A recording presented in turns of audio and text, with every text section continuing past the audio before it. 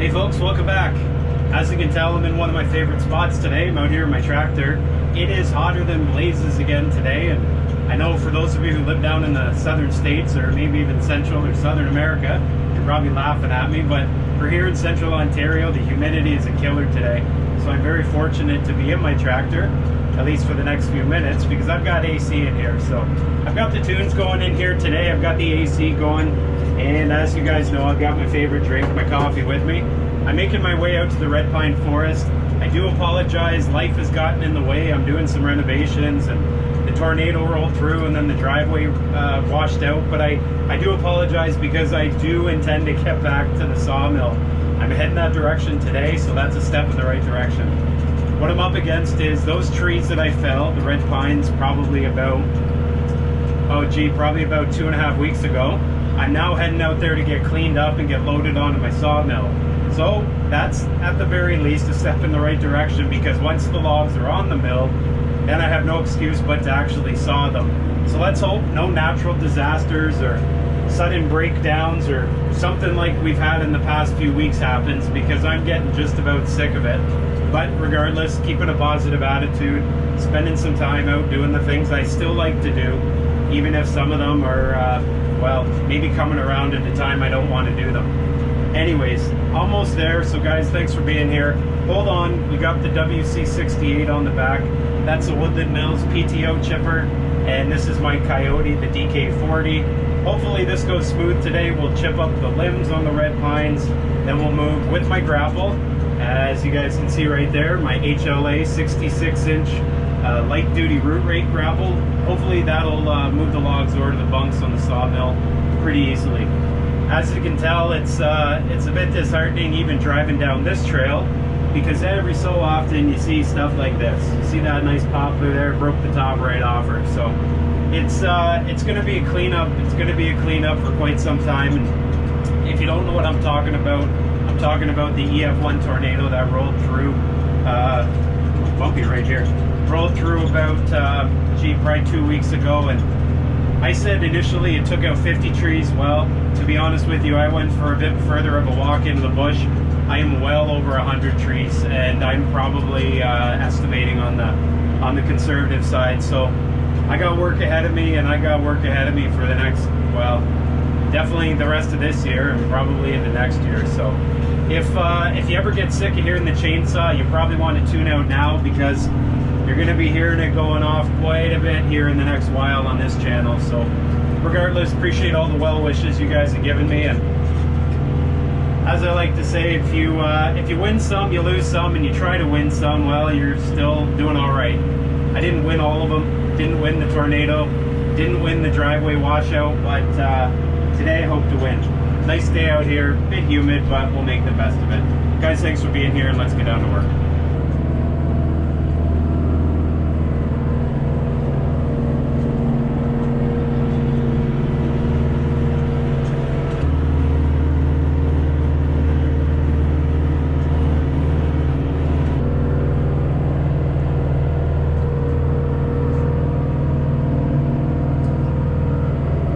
Let's back her into position here. That looks just about where we want it. Okay. Turn the neutral, park and brake. Turn the air off. Don't need that going if I'm not sitting in here. And let's go out and get her set up. Okay. So, how's the old saying go? Make time for maintenance, or maintenance will make time for you. Well, I did a bit of a once-over on this morning, and I find when I get projects on the go, I tend to overlook some of the maintenance, and I've really been trying to step back and think about what the maintenance is I need to do before stuff breaks. So I went around with the grease gun this morning, and I greased all the little Zerk fittings. I also did the same thing on the wood chipper as well as the Grapple. Now, I'm not using this commercially, but to be honest with you, if I forget too many times in a row, the time adds up. So get her greased, make sure she's going to be in tip-top shape, because nothing worse than setting aside some time to do a project. You get out here, you get all the tools here, get all the equipment here, and then you find something that's broken and you can't get down to work. I hate that almost as much as I hate the bugs, and so I make time for maintenance where possible. So here we are. Here's the pile. Here's the red pine trees. As you guys recall, I cut them into, I think they were 10-foot lengths. I'm going to take more to the sawmill right around the corner here. These bugs will go away. And this is the tops of the trees I'm going to cut up. Now, some of you guys have mentioned that I could just put this into a big pile and burn it. And I agree with you, I could. The trouble here is I don't have a lot of big open space aside from one kind of meadow area. But here's the other problem in my area. We have restrictions on burning, and so probably for good reason. And so if I get a fire going and it gets out of hand, if you guys can imagine here, have a look at all the duff layer on the ground there. It's probably a good 6-8 inches of that duff layer, and this isn't all that far from the meadow. So if things get out of hand, to be honest with you, the whole forest will burn down. So the risk is not worth the reward, and thus I like to chip a lot of it. But what I do, stuff I do need to burn, I wait until it gets the first snow on the ground. So once the first snow is on the ground, then I'm confident, and if I do have brush, I burn it down. Side story, I know. Anyways, as I said, let's get down to work. Let's get this thing set up, and we'll get going. Oh, and on that point about fire, yes, I can get a fire permit, or what do they call it, a burning permit. However, the access back here is so restricted that a fire truck will not get back here. So if things start on fire, to be honest with you, they'll park up at my house and they'll say, sorry, but you're gonna have to let it burn. There's really nothing that's getting back here other than my tractor, and even that's a bit sketchy. So I can tell you, we don't have the capacity to fight fires back here in the bush, and so things wouldn't go well if that happened. Anyway, side story again. Let's get back to it.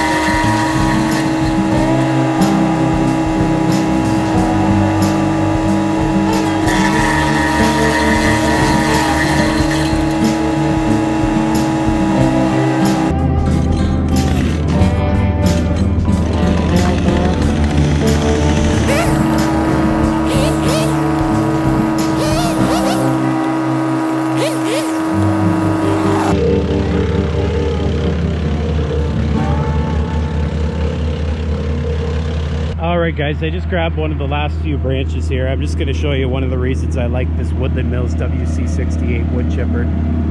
What you see here, and I'm just going to lift up this plastic piece, what you see here is a infeed roller. This thing is controlled by the PTO, or excuse me, it's controlled by this lever. You guys can see it can go in reverse, neutral, or it can go in forward, which takes material in. It is powered rather by the PTO, which I'll show you in a minute, connects to a belt, which moves a hydraulic pump.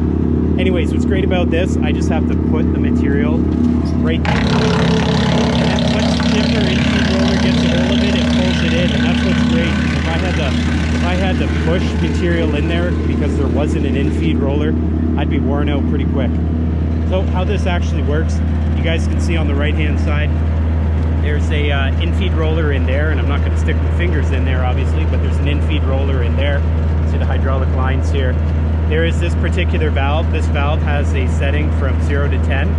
What that controls is how fast the in-feed roller spins. You guys can see right now it's on its maximum speed. I can slow that right down here to the point where it actually stops, and I can even just creep it right along. I can control how fast it goes based on the size of the material that I'm chipping. Bigger material, slower in-feed roller speed. Now, I said it was powered based on the PTO, and you guys can see the PTO spinning, and obviously I'm not going to get too close to that because that's a dangerous situation. But if we have a look down below here, and hopefully you guys can see that belt and that pulley down there. That's being powered off the PTO. Ultimately, it's connected to a hydraulic pump there. The pump behind the pulley.